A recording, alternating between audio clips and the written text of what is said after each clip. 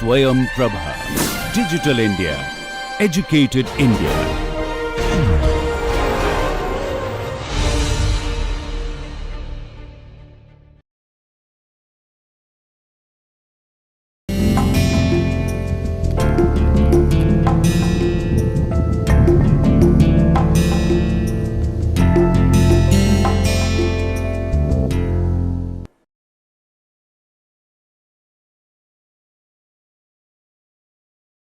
Now let's try to look at the variables that affect the engine performance characteristics, and we discussed that the heat release rate or combustion rate and spark timing, air fuel ratio, compression ratio, engine speed, mass of the charge, inducted heat loss, all of these parameters affect the performance characteristics of the engine.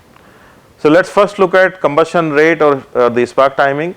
So the spark should be timed and the combustion rate should be controlled such that the maximum pressure occurs close to the beginning of the power stroke. Okay, so I think I showed you this P theta diagram also. This is my TDC, and if this is my motoring curve, okay, this is my compression stroke, and this is my expansion or power stroke. I have either injected the fuel or applied the spark, and this peak should be close to TDC. It should not be later. If it is later, this is going to be like this, okay, because same amount of energy will give you higher power peak if the heat release is very close to TDC, peak heat release. If the heat release is later, then what will happen? The peak pressure will be relatively lower because you have larger volume available for that heat. Okay. So the spark should be timed and combustion rate should be controlled such that the maximum pressure occurs close to the beginning of the power stroke. This is the beginning of the power stroke. Please remember, it should never be here, because if it is on this side, if you advance it too much and if it is on this side, you will not be producing any useful power. Okay, because then the gases are pushing the piston down during the compression stroke. So you are trying to push the piston up and the gases are trying to push the piston down. Okay, so this will be counterproductive. If you are too close, then also this situation will happen. So if you are too close to this, suppose this curve is like this, okay, in this case this will be like this, then this is also not desirable, because here you see most of your pressure is increasing and you are working against it. So as a thumb rule, suppose this is your motoring curve, this is where it has started separating. So the thumb rule that is acceptable in the IC engines is that from here to here, whatever is the pressure rise, half of it should take place before TDC and half of it should take place after TDC. Now this is an empirical thing, there is no proof for it, okay, but this is what is the practice that is followed. So, so as a rule of thumb, start of spark timing should be chosen such that half of the pressure rise occurs as the piston reaches TDC and half of the pressure rise should occur after the piston has crossed the TDC in order to get the best efficiency. So, so this is as far as the combustion rate and spark timing is concerned. Okay. Then air fuel ratio. So the air fuel ratio must be set to fulfill the engine requirements. Consistent with these requirements, however, it is usual to set it as close as possible to best economy proportion, such that during the normal cruising speed. So please look at the driving habits. There are two types of requirements from the engine. One is that you want very high power from the engine during the start or during acceleration, transients. That's when you want that your engine should give you a lot of power. At that time you don't worry about the fuel economy. And suppose you have come on a highway and you are cruising at 90 kilometers an hour or 80 kilometers an hour. At that time you want that your engine should give you best efficiency, and that's how the tuning is also done. The air fuel ratio is also chosen. So for example, it is usually set as close as possible to best economy proportion, and best economy proportion in a SI engine is always on the leaner side of the mixture, right? So when you are cruising at normal speeds, you will like to set your air fuel mixture slightly leaner than stoichiometric, which gives you best economy.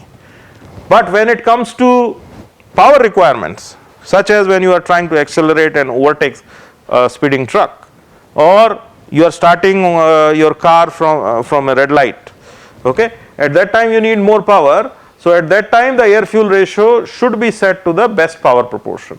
So it should be kept as close as possible to the best power proportion when maximum power or maximum performance is required from the engine. So the tuning has to be done for best power when power is required, and the tuning should be done for best economy when you are operating at normal cruising speed, and that's how the air fuel ratio affects the engine performance and fuel economy. Okay.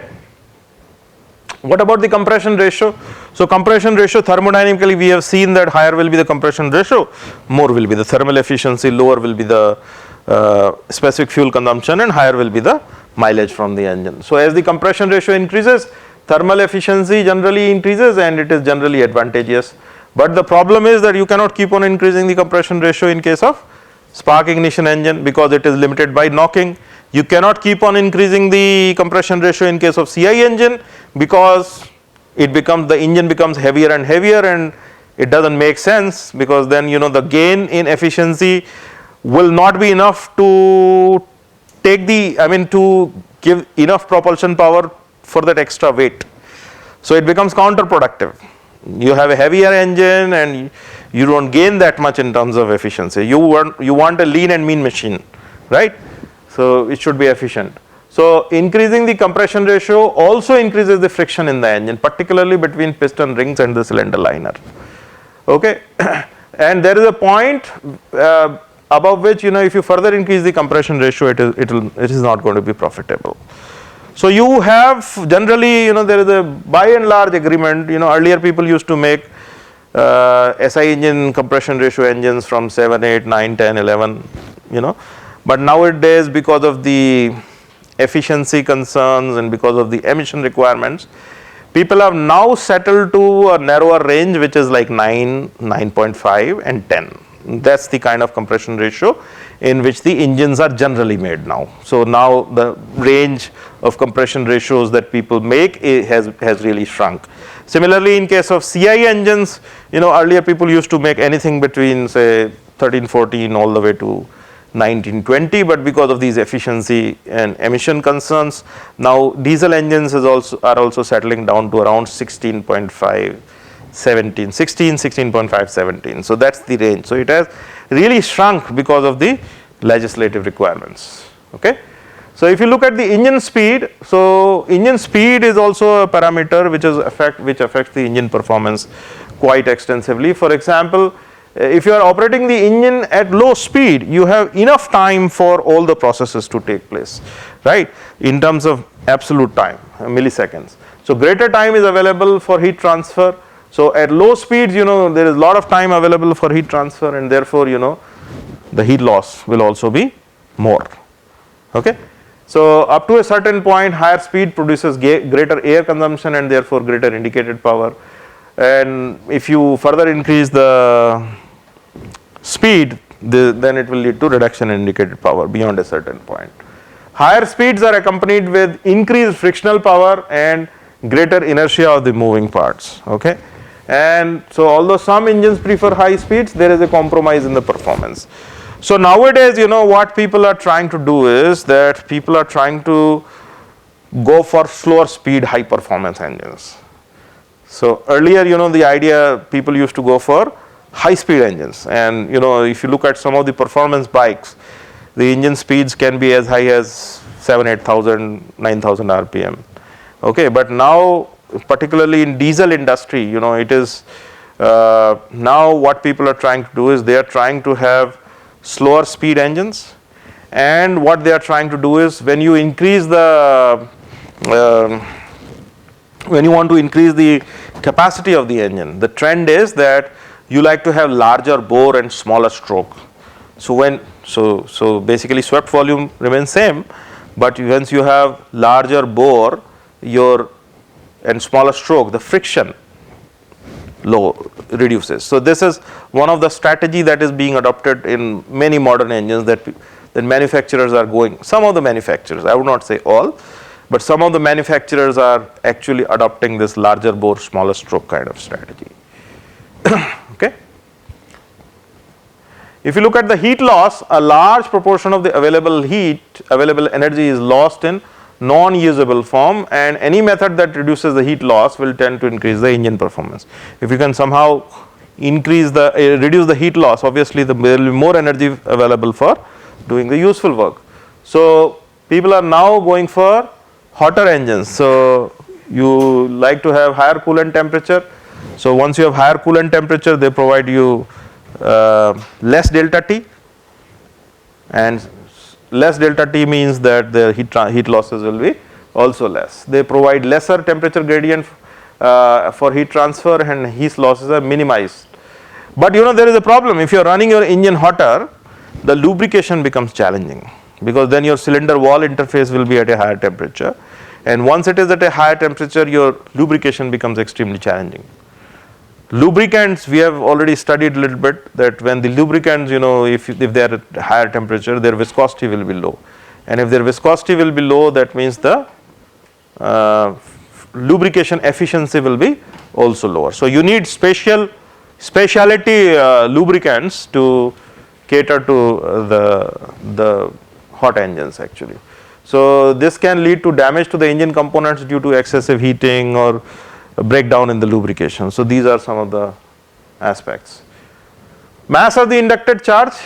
So the greater the mass of the inducted charge, higher power will be produced, because you will be able to liberate more heat due to combustion in the combustion chamber.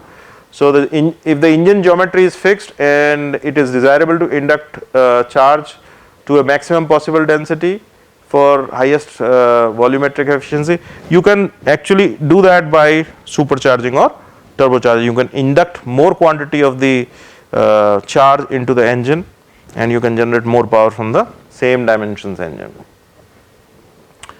What are the methods of improving the engine performance? So there are two general areas which can improve the performance. First is the energy put in the engine at the start, and the second is the efficiency at which the fuel's energy is converted to mechanical energy. The energy supply can be increased by increasing the mass of the fuel air mixture that you are inducting, and forced circulation can be used to increase the mass of the inducted charge. That means you can go for turbocharging of the engine, and we have already seen that during turbocharging, if you do the turbocharging of a engine, you actually reduce the brake specific fuel consumption, you increase the power output, you increase the torque output. So it increases the performance of the engine. So another method could be larger piston displacement. Now larger piston displacement means you have to have larger piston, you have to have larger cylinder, you have to have larger stroke, and so basically everything increases. So when everything increases, the size increases, the envelope size increases, the mass increases, the inertia increases, the cooling requirement increases, everything increases. So another method is that you have larger displacement, piston displacement, but is limited by higher weight and cooling issues. Higher engine speeds may also increase the mass of the charge inducted, but they also increase the frictional loss. We have already seen that when we increase the engine speed, the frictional loss disproportionately increases, right? So alternative fuels with higher energy content can also be used to improve the performance of the engine. Use of higher compression ratio will increase the efficiency of the conversion of fuel energy into mechanical energy, but then compression ratio cannot be also increased beyond a certain limit. It is limited by knocking in SI engine, it is limited by excessive weight in case of CI engines. Okay, this will require to develop economically feasible anti-knock fuels if you want to use. So anti-knock additives have to be developed, and anti-knock additives are quite expensive. And we have also seen that these anti-knock additives also lead to long-term problems. For example, in the good old times, tetraethyl lead was a good anti-knock agent that was added to the gasoline. It was banned in the US in 1970. It was going on in our country till 1992 when we banned it. Okay, and that had put lot of lead in the atmosphere, and it affected the children, newborn children, and it affected the neurological development. So you must have seen that a lot of children who were born around 90s, 80s and 90s are actually mentally retarded because of this issue. Okay. Similarly, so it was discontinued, and then now we blend in methyl tetrabutyl ether, MTBE. Okay. MTBE is another additive that right now we are blending. God knows, after some time, we may discover that it is also creating some health hazard. So this is some of the real problems of the anti-knock additives that we add to different fuels. The solution to reduction in losses between the air cycle and actual cycle will be to increase the efficiency of the engine. One of the ways to do that is to reduce the exhaust gas losses. 30% of the energy of the fuel that you are putting in goes into engine exhaust, and if you could find some way to utilize and recover some of that energy, it will lead to increase in efficiency. So exhaust gas energy can be utilized to increase the quantity of the charge inducted without reduction in the engine power. Actually, this should be reduced. So exhaust gas energy can be utilized to reduce the quantity of charge inducted without reduction in the power. Now I would just like to show you a heat balance sheet. Heat balance sheet, what is balance sheet? Balance sheet is there in every firm, in every house. Basically it tells how much money is coming in, how much money is going out, and which activity the money is going out. Okay. So similarly, if we prepare a balance sheet for engine, when we say balance sheet for the engine, where the energy is coming from? There is only one source of energy, that is the fuel. So you know how much is the fuel energy. So this is 0 to 100% fuel energy. Okay, and where that energy is going? So first, obviously the most desirable thing to do, useful work. Okay, and then the second thing is where it is going? Into the cooling losses, right? And third, the exhaust losses, and then fourth, you don't know. You can't measure how much is friction. You don't know how much is radiative heat losses, because whole engine gets heated. It is doing radiative heat exchange with the surrounding. So all those things, you don't know how much the power is being consumed by the fuel pump. You don't know how much is the power being consumed by the fuel injector or the lubricating oil pump or all other accessories, or how much is being. So you club all such things that you cannot measure, and you say friction and unaccounted losses. Okay, and you deduct that from the 100. So you just don't worry about it. So useful work is fairly easy to calculate, right? You have power output, there is some torque, there is some speed, so P equal to 2 pi nt. So at every speed you will be able to calculate how much power is generated, and you can then divide it by the amount of fuel energy that you are putting in, and you get this curve. So in the useful speed range from low speed to high speed for a typical SI engine, 25-28% is the useful work. Now please remember, 25 to 28%, that means 3 to 4 times energy you are putting in, and you are getting only a small fraction, 25%, 28% as useful work output. 75% is being wasted completely. Where it is going? So about another 25-30% goes as coolant loss. Coolant loss, can you figure out coolant loss? Obviously you can figure out coolant loss. Coolant loss is water. So what is the temperature going in, what is the temperature going out? You know what is Cp.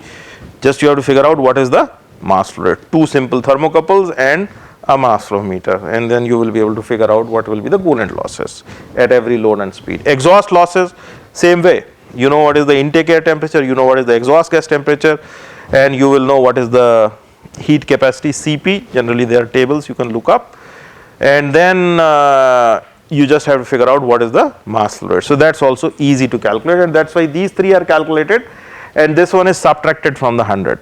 Okay. So about 30%, so roughly speaking, about 25% is for a SI engine, about 25 to 28% is the useful work, about 25-30% is the coolant loss, about 30% is the exhaust loss. And please see, exhaust loss is increasing at high speeds because a lot of exhaust is going and it's hot gases. and unaccounted losses also increase because the temperature is increasing, so radiative heat losses also contribute. Frictional losses also increase at high speed. So this unaccounted losses are lower at low speeds, but at high speeds they also increase quite a bit. Okay, and at you can see this increases at the cost of reduction in useful work output. Okay, so this is the story with the SI engine. Coming to a CI engine, this is SI engine, we have put full throttle and engine speed is varied. CI engine curve is on a slightly different manner.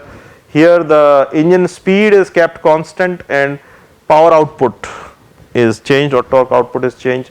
So obviously at no speed it will be 0, and as you keep on increasing the power output, the efficiency will keep going up. Coolant losses will reduce fractionally, exhaust losses will also reduce, unaccounted losses will increase. Okay, so that's how this is. But please remember, these two curves cannot be compared. Why? Because one is, the speed is changing, and here the speed is constant, torque is changing.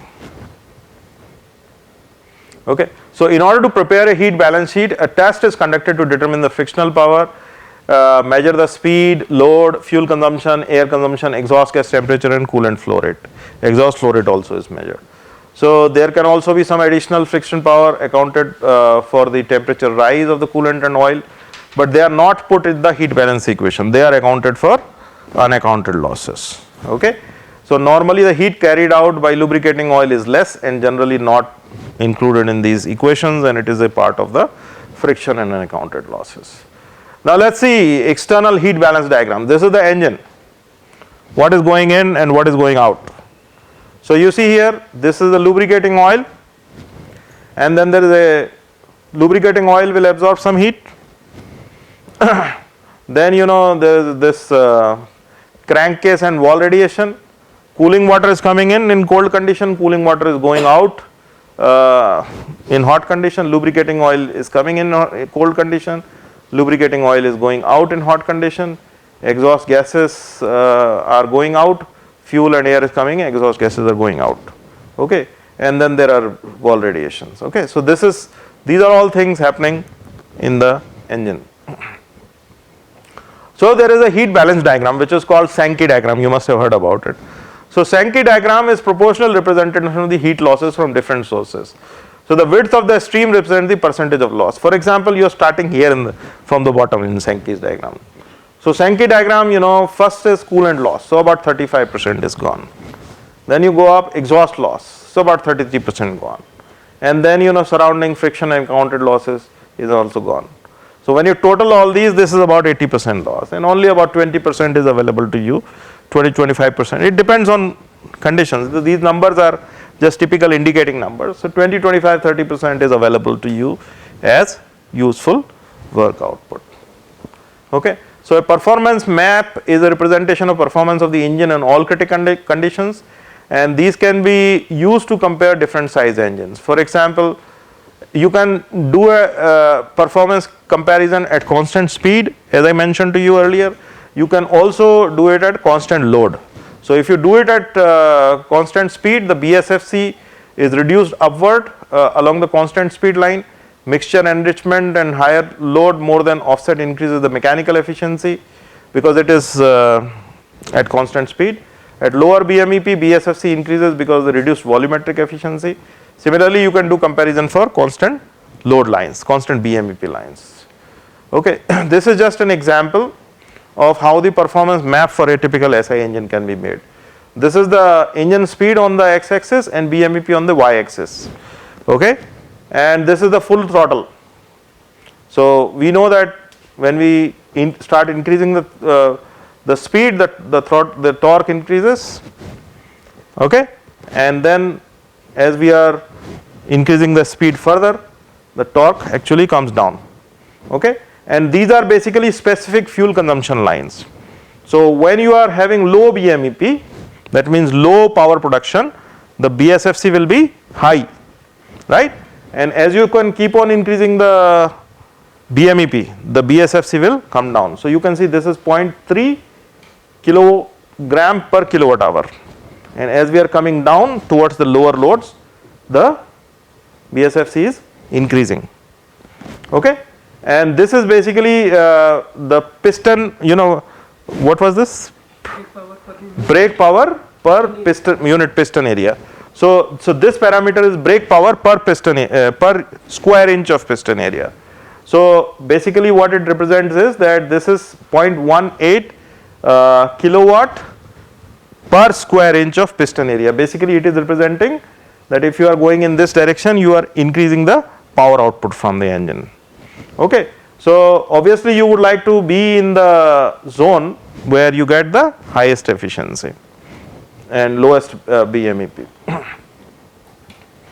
Similarly, for a CI engine, the BSFC increases at a higher load owing to higher smoke associated with higher fuel air ratios.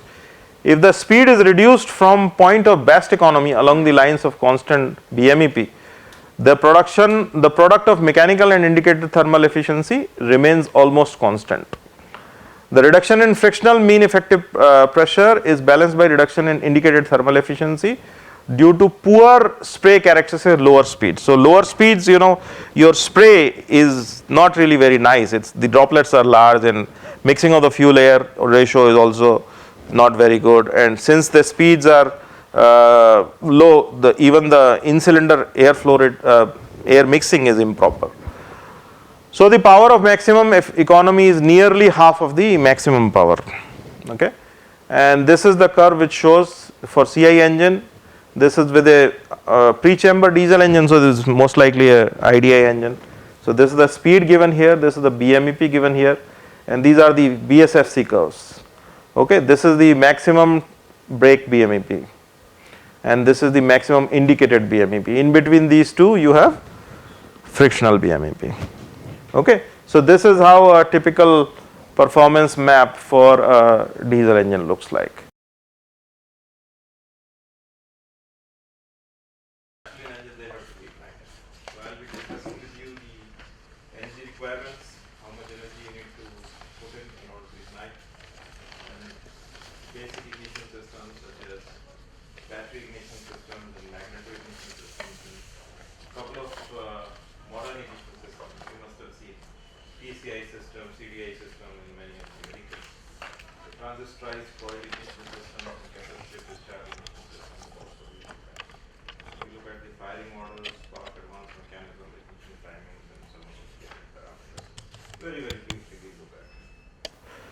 Okay, so if you look at the gasoline engine, it's an IC engine machine that depends on the external source of ignition.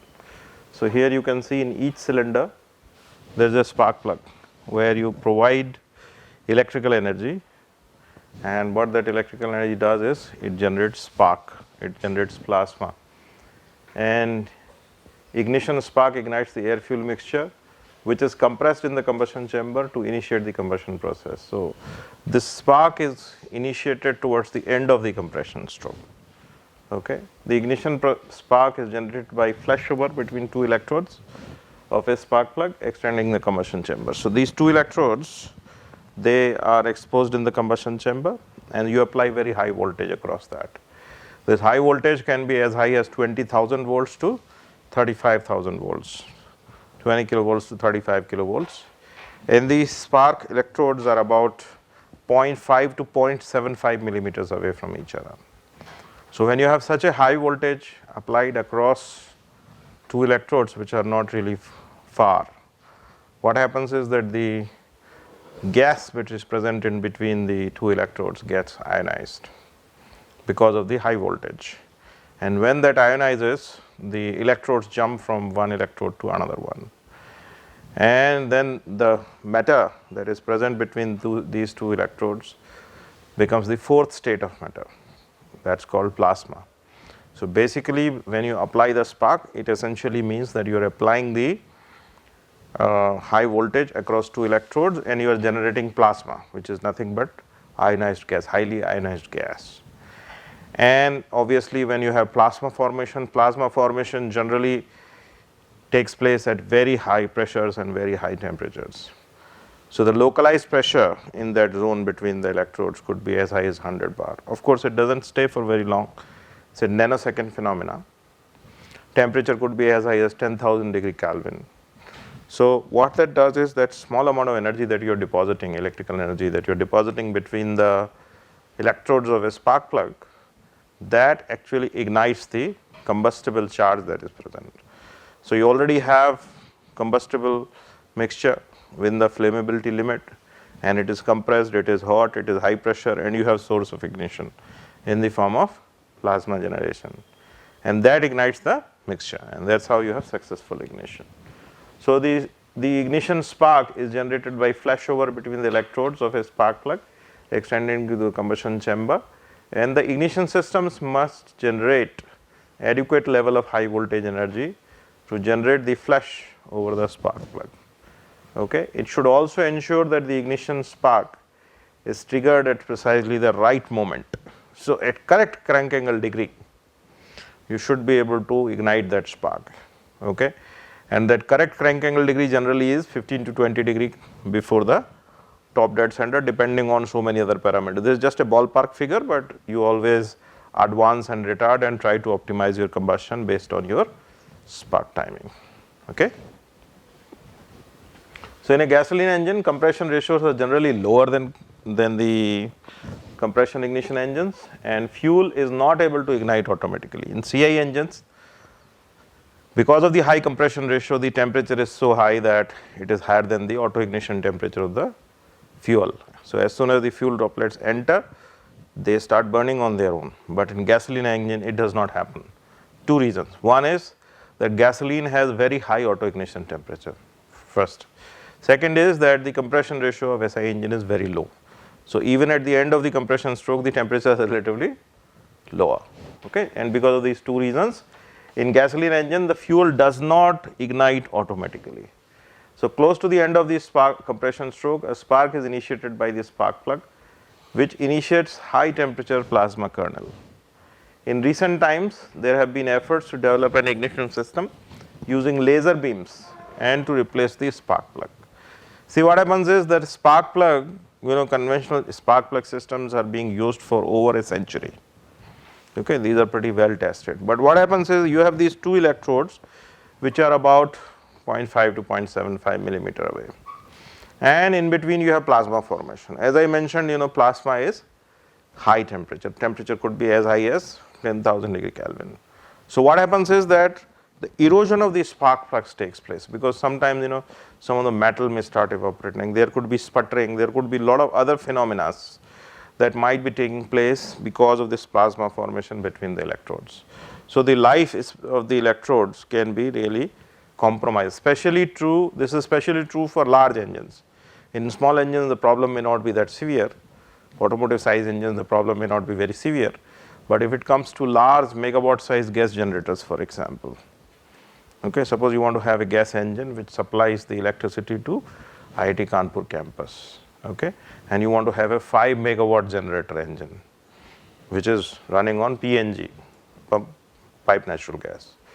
So there the voltage etc. and the energy deposited will be so large that the electrode life will be not very high, and these electrodes are very expensive because these are for large engines. So one idea that is being tried is that can we use laser?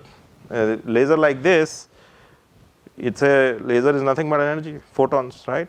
If you can sufficiently focus this light, which need not be very high amount of it, very powerful laser source. If you sufficiently focus it on very small area of few nanometer by few nanometer, then you can generate plasma also. And this plasma is actually very hot. So this is 2 orders of magnitude hotter than what you generate from electricity. Okay, electrical plasma and photonic plasma. Photonic plasma is much high pressure, much high temperature. So once you have a much higher temperature and pressure plasma available to you, obviously the ignition will be easier. You will be able to burn mixtures which are leaner, which are not burning with the electrical plasma, right?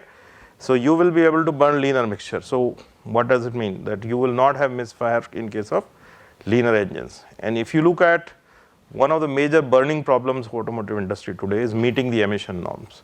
And one of the best way to meeting the emission norms is that you make the mixture dilute and turbocharge it.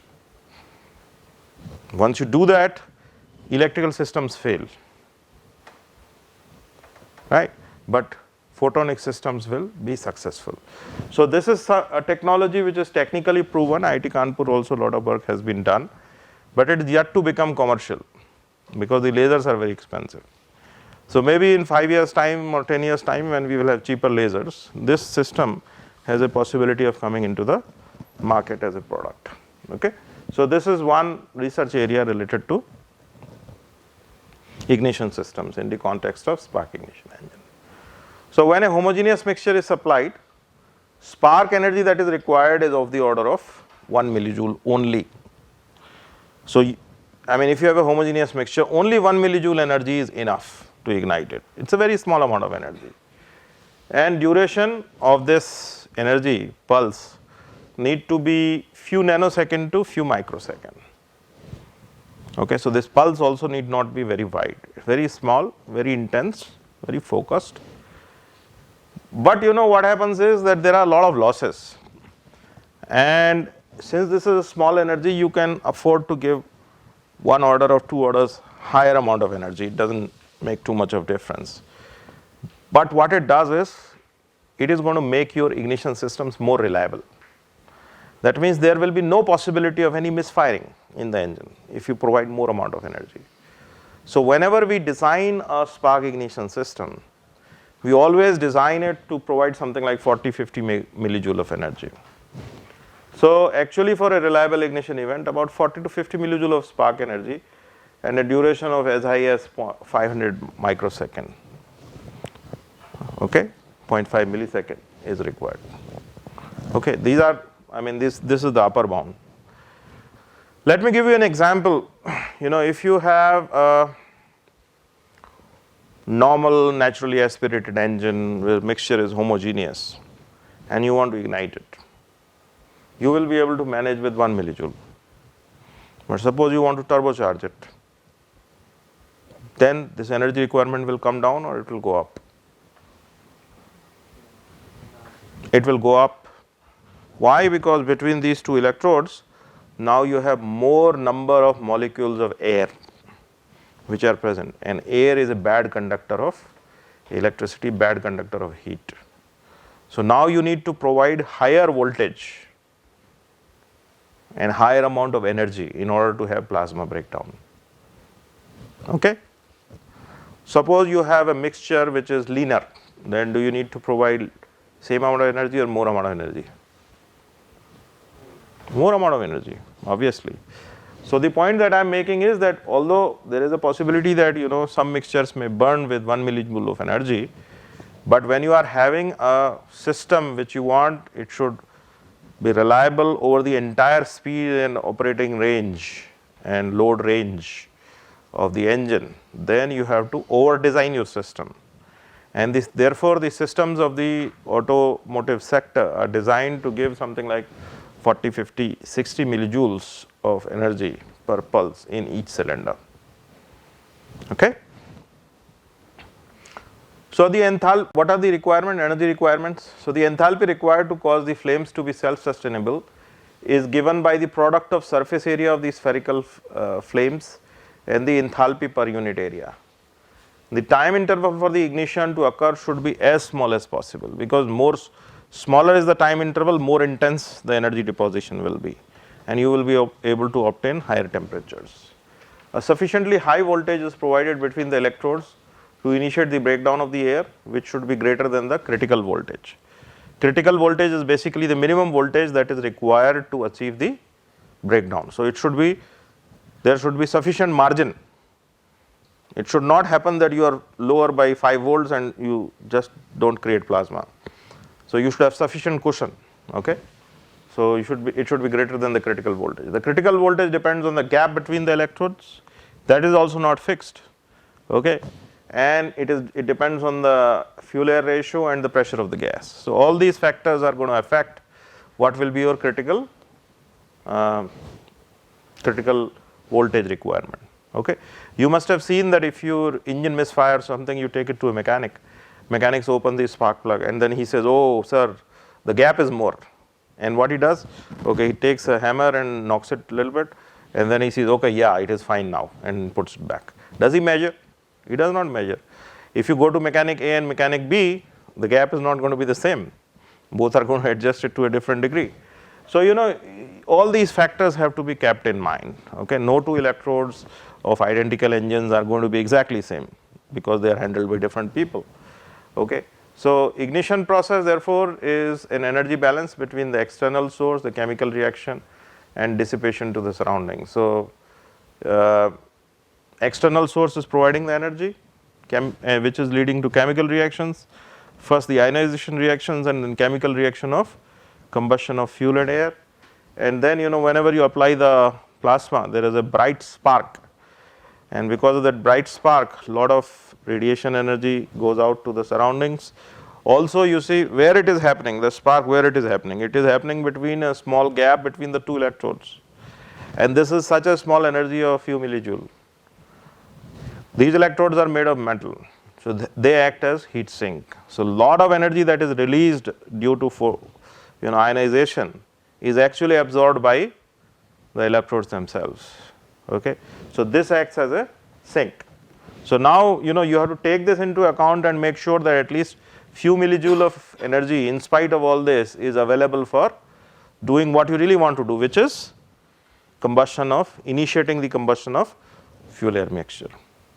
So when you design the system, you have to keep in mind how much energy to provide depending on what is the energy lost in the chemical reactions and what is the dissipation to the surroundings.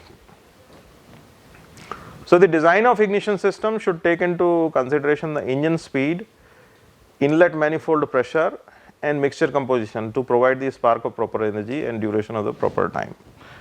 Now you tell me, engine speed, how does it affect the spark? So if you look at the engine speed, if the engine is operating at say 1000 RPM,